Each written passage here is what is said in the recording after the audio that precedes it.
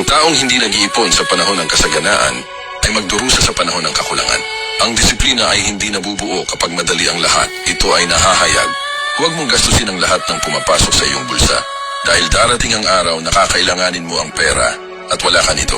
At sa sandaling iyon, hindi mo mararamdaman na mahirap ka. Mararamdaman mong hindi ka handa. Ngayon, may kita ka, may kalusugan ka, may katatagan ka.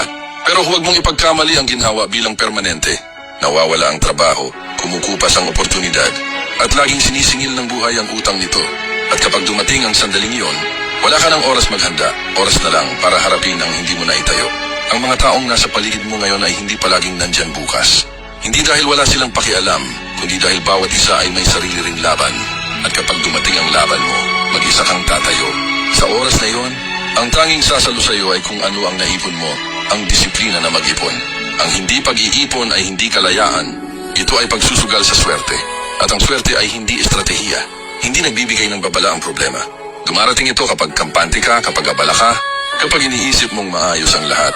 At doon ito tumatama ng pinakamalakas. Ang taong marunong mag-ipon ay hindi nabubuhay sa takot. Nabubuhay siya na may kontrol. Dahil kahit bumagsak ang lahat, may masasandalan pa rin siya.